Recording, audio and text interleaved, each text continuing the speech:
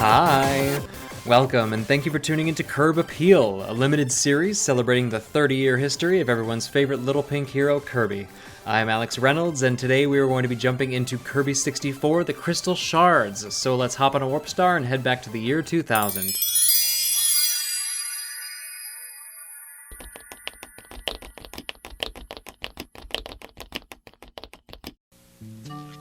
Muffin is a half tabby, half calico who loves giving kitten kisses. Buddy is part lab, part husky, and he chases balls. Kirby is part fire, part bomb, spike, and lightning, and he loves to combine these in new ways to destroy his enemies. So, we have two wonderful pets to choose from. Kirby 64. Rated E for everyone. Kirby 64, The Crystal Shards was released in Japan on March 24, 2000, and in North America on June 26, 2000.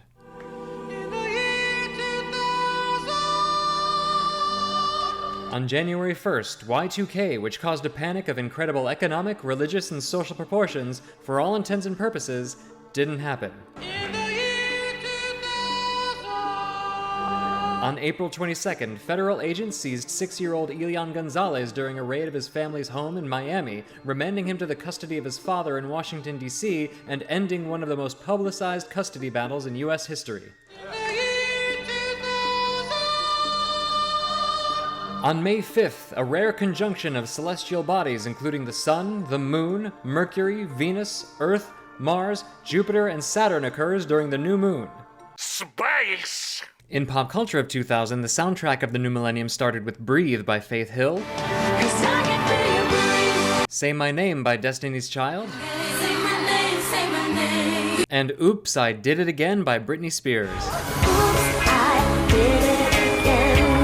The first hit movies of the 21st century were Mission Impossible 2, Gladiator, and Castaway. Look what I have created! But we also got The Road to El Dorado, Both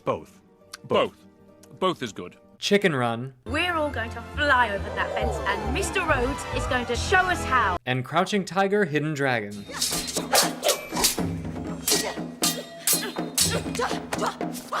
On television in the year 2000, reality TV began its hostile takeover of broadcast networks, with Survivor topping the ratings chart, beating out ER and Who Wants to Be a Millionaire. Final answer? And on April 8th, the famous More Cowbell sketch aired on Saturday Night Live. I got a fever, and the only prescription is more cowbell. As for other video games in the year 2000, it was a big year for sequels. The top-selling games in all markets were Pokemon Gold, Silver, and Crystal, while other notable sequels were The Legend of Zelda Majora's Mask, Final Fantasy IX, and Tony Hawk's Pro Skater 2. So here I am, growing older all the time. Shout out to all the millennial dads who just perked up and went, "Oh my god!" My mind is racing faster every minute. 2000 was also the year the PlayStation 2 was released, and Nintendo sold its 100 millionth Game Boy worldwide, no doubt to keep up with the Pokemon craze, which was in full swing by that point. But folks in the US were still buying up the nearly 70 N64 titles that were released that year, including the final chapter of director Shinichi Shimomura's Dark Matter trilogy, Kirby 64, The Crystal Shards.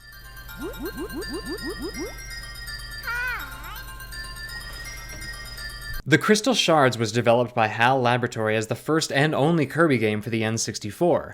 Development started all the way back in 1997, around the same time that Dreamland 3 was released. It's also the first Kirby game to feature 3D graphics, and yeah, it shows. But the game utilizes a 2.5D perspective, keeping the game as a traditional side-scroller, but within an otherwise dynamic 3D space. The gameplay style was the primary reason for utilizing the D-pad instead of the N64's signature joystick or Z-button. In a Nintendo.com interview before the game's release, HAL Laboratory project manager for Kirby 64 Takashi Saito said that the team learned a lot about the gameplay mechanics by watching young kids playing the game at the annual Space World trade show. Quote, "We actually debated this issue a lot since we used the Z-button so heavily in Super Smash Bros. But after testing the new configuration with a group of elementary school students, we found that it worked really well." The Kirby series was always meant to appeal to beginners and die-hard fans alike, and so it's no surprise that kids, for some of whom this would be their very first Kirby game, were instrumental in the way that the game was developed. The most innovative element of development was the combo copy abilities with 28 different combinations to choose from. Finding and using these power combos added a puzzle element to the game. Some of my favorite moments in Kirby 64 came from seeing how different combinations affected Kirby. Especially when Stone and Cutter resulted in cameos from the Animal Friends and when Ice and Spark turned Kirby into a little refrigerator. Takashi Saito thought the combo abilities gave the game a chance to produce beautiful special effects and also eliminate a wide range of enemies, while at the same time he designed the game so that relying too heavily on the combo abilities made it harder. By design, there are certain stages and certain bosses that benefit the most from an inhale and spit approach, while at the same time many of the crystal shards can't be found unless you figure out the right combination of abilities and where to get them. According to the Hoshinokabi Encyclopedia, there were going to be several playable characters, including Waddle Dee, whose gameplay focused on picking up objects, but only Kirby and King Dedede remained playable in the final game for the story. In multiplayer games, players can play as any of the main four. It's Kirby, go Kirby! This also marked the first Kirby game, not including Smash Bros., to include voice acting. Jun Ishikawa and Hirokazu Ando returned to the series with a new soundtrack, but also to update old favorites for the new 64-bit system.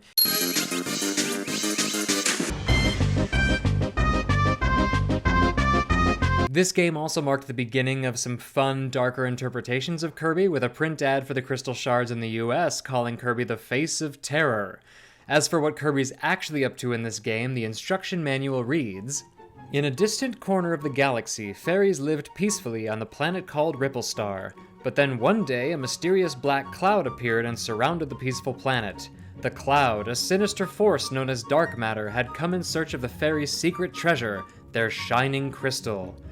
A fairy named Ribbon knew that dreadful things would come to pass if dark matter gained control of the powerful crystal. She grabbed the shining stone and escaped from Ripple Star, just before the planet was completely engulfed. But as Ribbon fled, 3 dark clouds split from the mass of dark matter to chase her through space. And when they caught up with her and attacked, the fairy's crystal shattered into tiny shards which dropped like falling stars onto the many planets in the solar system. Still holding one of the crystal shards, Ribbon fell onto the planet called Popstar, where, perhaps by fate, she ran smack into Kirby. After hearing her desperate plight, Kirby resolved to help Ribbon recover all of the crystal shards, and so begins Kirby's latest adventure." Zero Two's motives for attacking Ripple Star and shattering the crystal are never fully explained, but it's widely assumed that Zero's failure on Popstar is what inspired dark matter to search throughout the galaxy for another planet and turn its attention on Ripple Star in the first place. Like the other entries of the trilogy, this game does have a good and a bad ending. The good ending is really similar to the end of the first Star Wars movie, and the bad ending sees our heroes apparently triumphant and leaving Ripple Star only for the Queen, still possessed by dark matter, to give an evil look to the camera. In the effort to collect all of the crystal shards and save the Queen, Kirby 64 takes place across 7 different stars: Popstar, Rockstar, Aquastar, Neostar, Shiverstar, Ripple Star, and Dark Star. These stars are populated by many faces, old and new, and that brings us to this episode's minor Troublemaker roll call. We have Bivolt, Blowfish, Bo, Bobo, Bonehead, Bouncy, Bronto Burt, Bummer, Burnus, Cairn, Cha-Cha, I like do da cha-cha. Chili, Drop, EMP, Fishbone, Flopper, Flora, Flutter, Frigus, Gabone, Galbo, Ghost Knight, Glom, Glunk, Goblin, Gordo, Hack, I3, Ignis, Cacti, Caney, Kapar, Magoo, Mahal, Mariel, Maw, Hey, Maul! Get off the dang roof! Mite, Mopu, Mumbies, NZ, New, Nruff, Pedo, Plug, Pompeii, Poppy Brothers Jr., Propeller, Terran, Punk, Pupa, Putt, Rockin', Rocky, Sandman.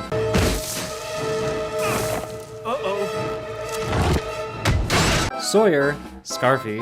Evil! Shatso, Sir Kibble, Scud, Slushy, Snipper, Spark E, Sparky, Splinter, I made a funny.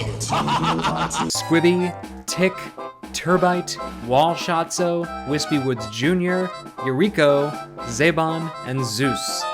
Release the Kraken.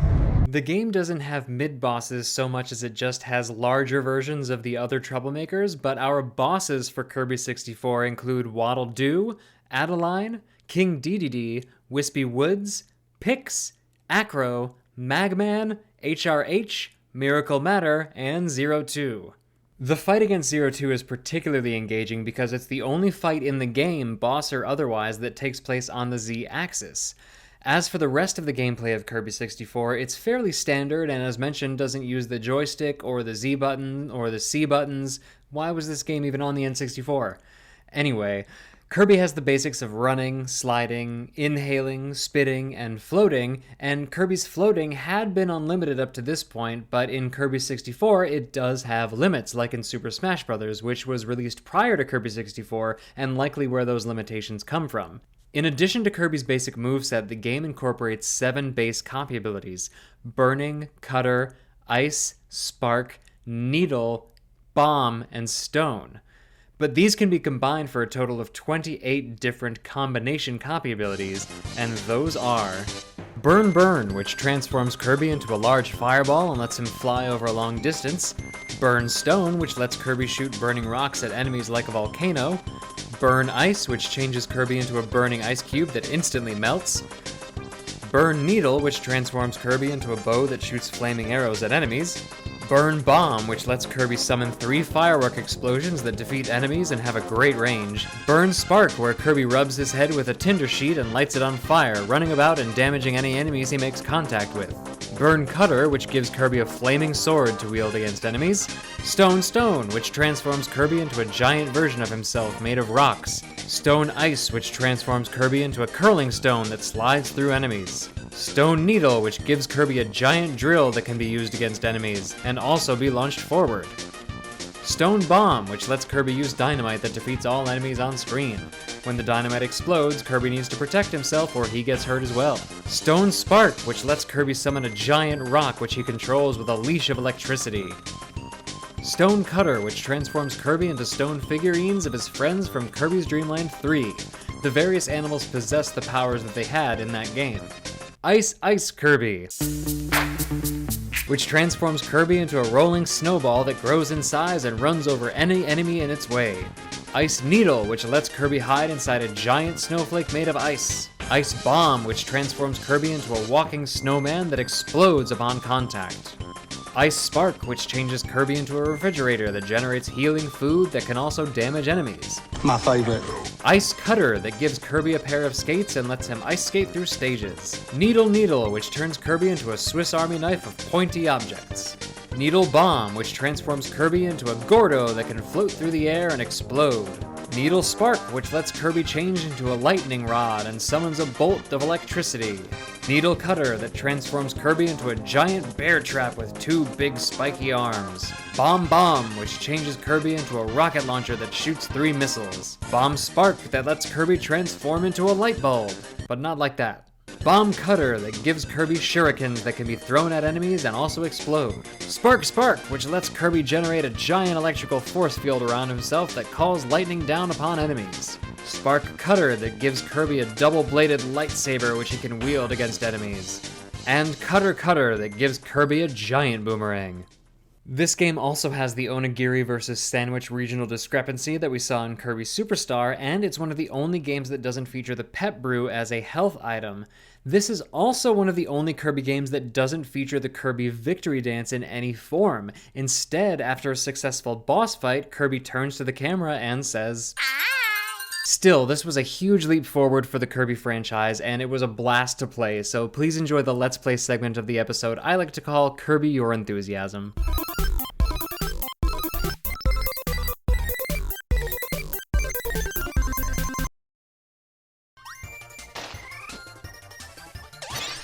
Alright, we have... First things first, fire arrows.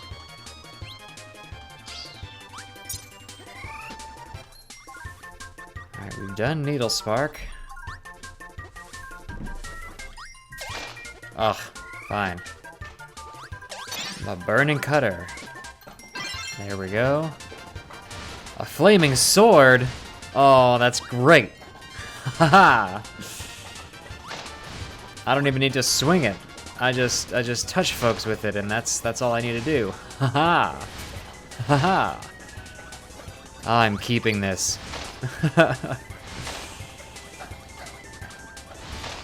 Go Kirby! Haha! I need that tomato, thank you. Who's in here? Oh, a bigger version of these smaller enemies. Well, kneel before my sword. I thought I lost it. Nope, and it comes out of my mouth. Oh, that's interesting. I seriously do not even need any of these other powers.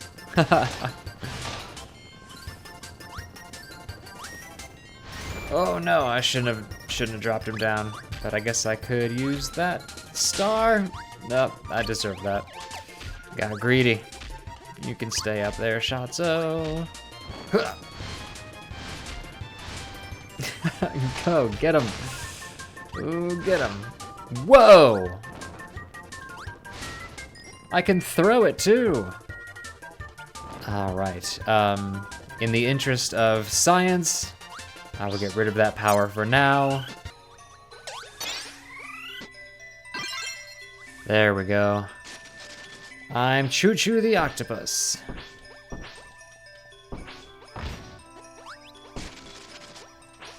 Coo the Owl. Ah.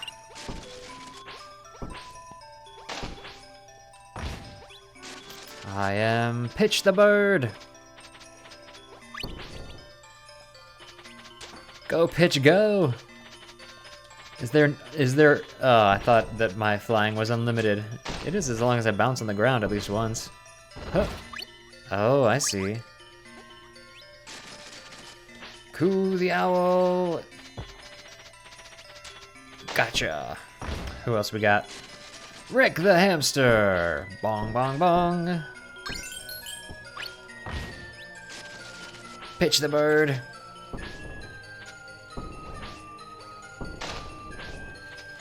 All right, that was fun. I'm gonna go ahead and get rid of that. And then we're going to take Spark, and we are going to combine it with Stone. All right, I got my rock on a whip.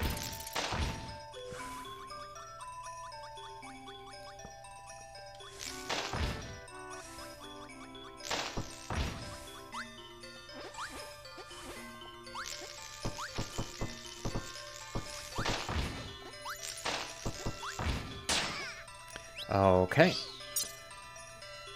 I'm through with that power. I'm gonna take Spark. And we are gonna throw it at Chili. And become a little refrigerator. Go get the hot dog. Oh. Meat. Milk. Hot dog. Eat your vegetables.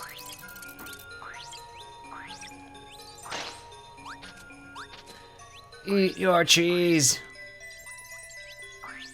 Have a hot dog. Haha. You have a hot dog. Have some cheese. Have a hot dog. That is fun. Oh, hey, Waddle Dee. Let's go, bud. Anybody order a refrigerator?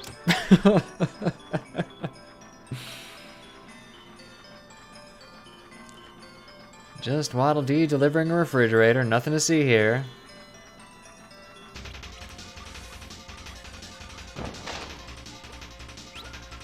Fire and rock. Yes.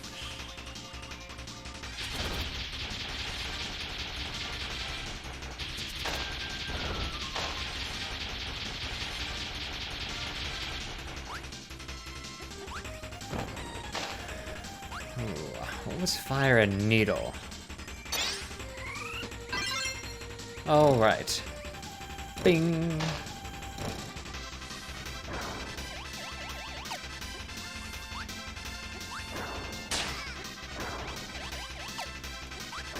Huh.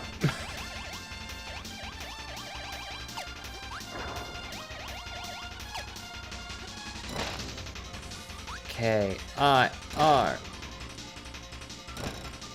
I have wonderful aim.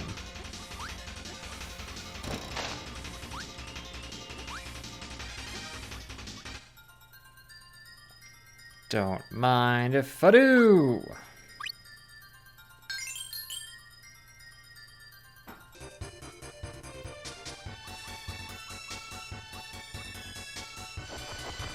Oh, we're gonna go sledding. Let's go, Waddle Dee.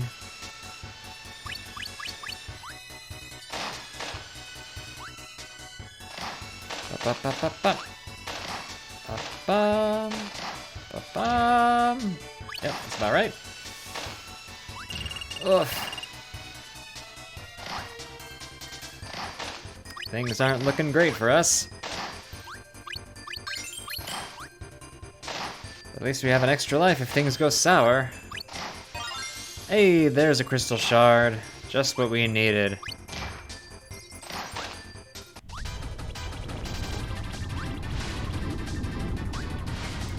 Magman. Doing whatever a Magman can. Oh, run, run, run, run, run, run, run, run.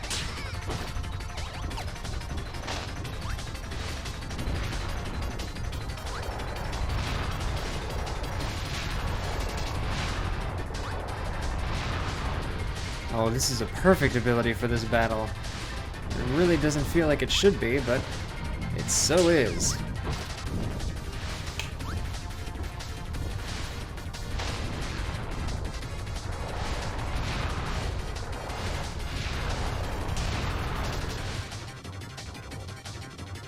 Is he dead? Nope, only temporarily.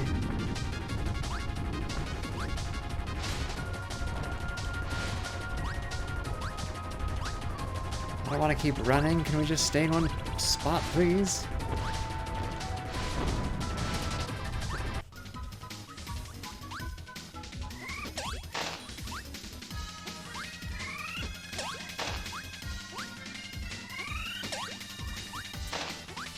Oh, here we go.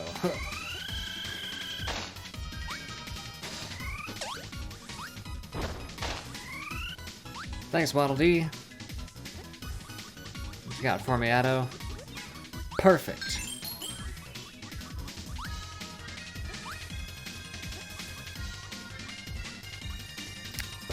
Thanks, DDD. Oh boy.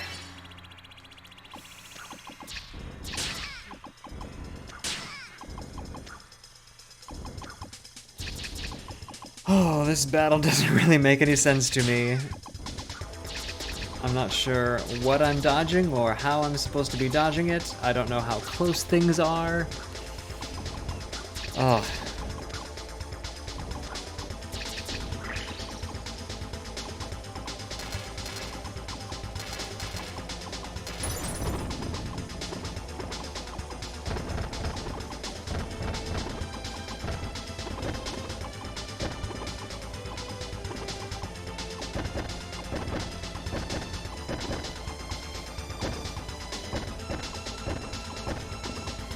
Like that's somehow working. So his blood explodes on my face, in my face.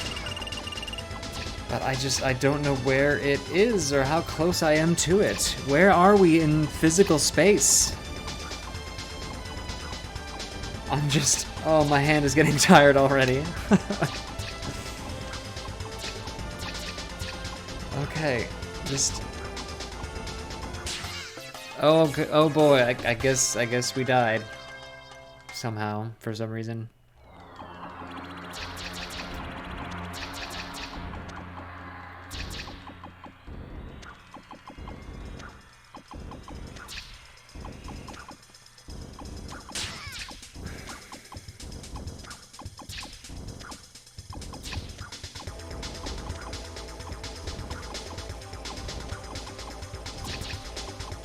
Like, there is no way of knowing. Like, I'm not aiming at all right now.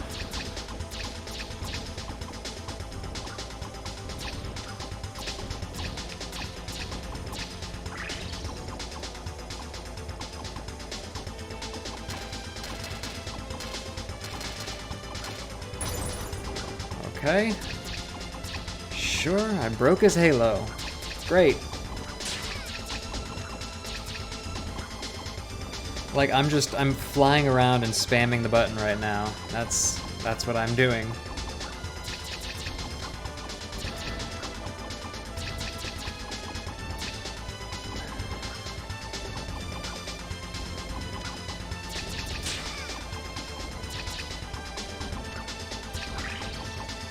Okay.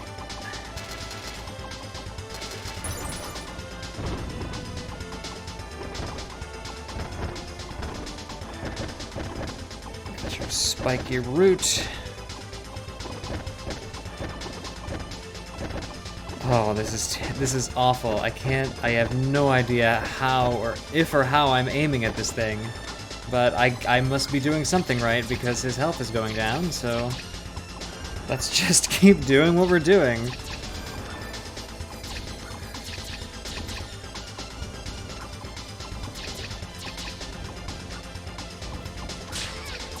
Oh man.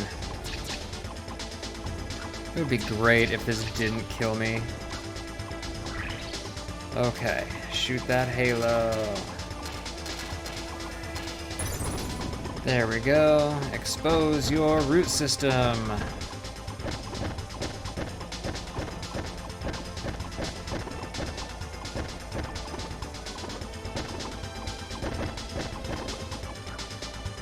Alright, so if I can just make that happen one more time, I think we've got him. With his bloody eye.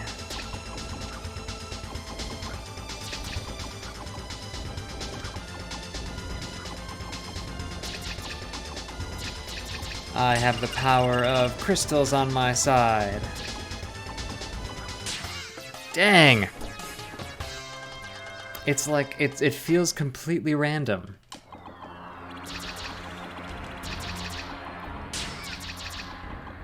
Like, I don't know how I'm supposed to be dodging these things. They don't exist in physical space. Like, his eye is getting hit and little bloodlets are coming out, but I can't see where they go. I have no way of knowing where they're going to end up. Okay. Okay, there we go. Get the halo, get the halo. And I'm trying to drive upwards, but I have no way, I don't know if I'm actually doing that. Oh, this is awful. I really hate this.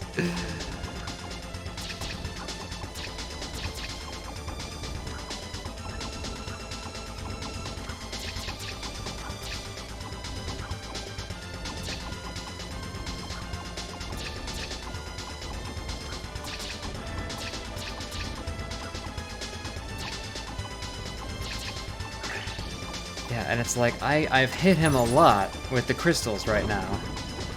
But it counts for nothing because I have to hit him in his spiky root.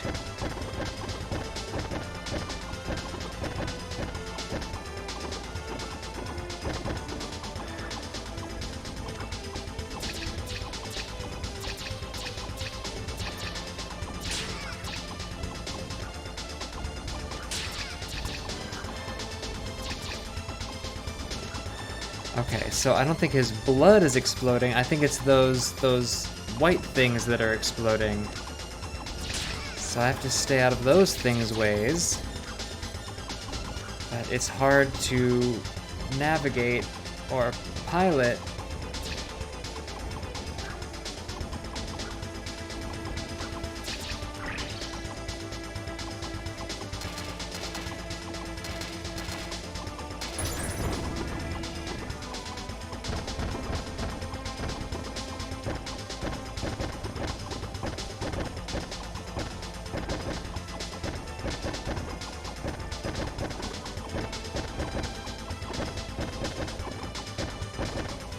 Oh, can this be it? Oh, come on.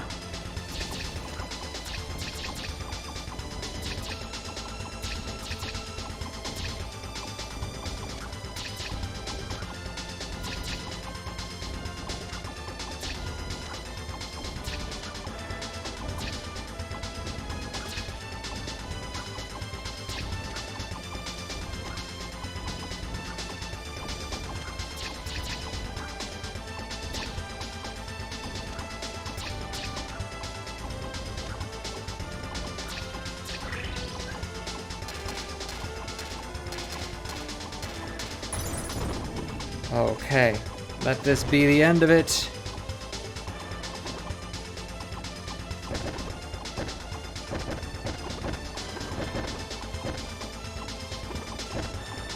Okay, great. Oof.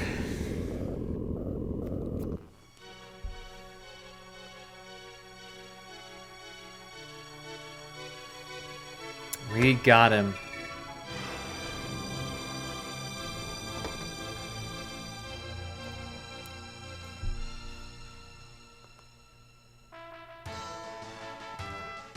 Da da da da da da da da da da da da da da da da da da da da.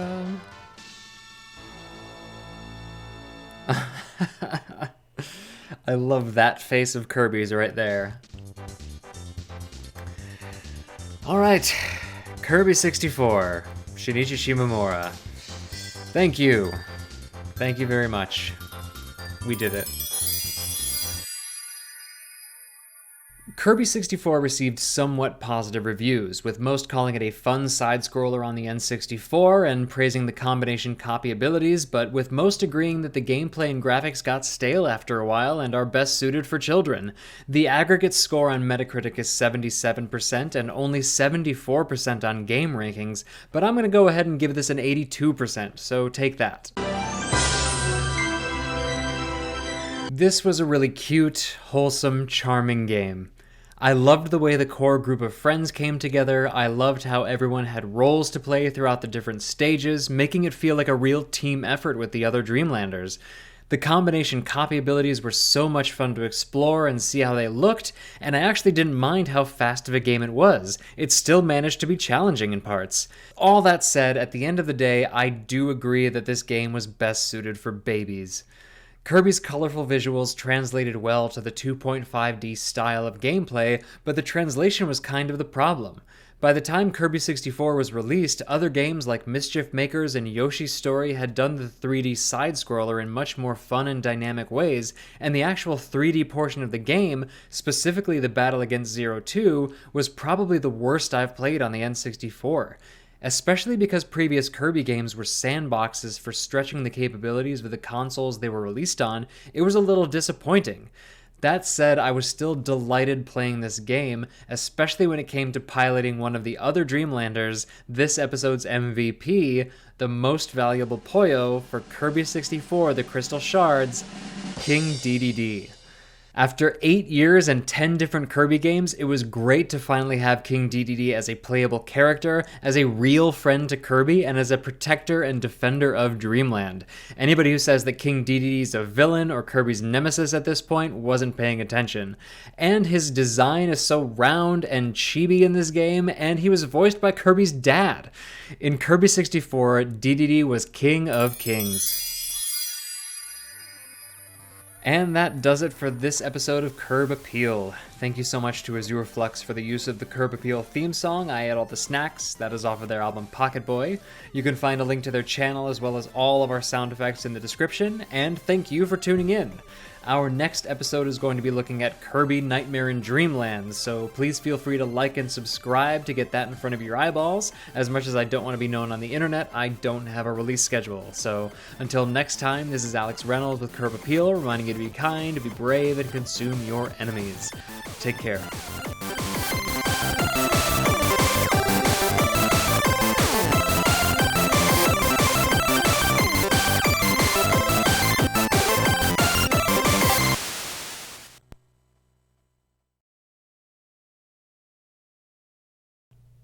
Chicken Run?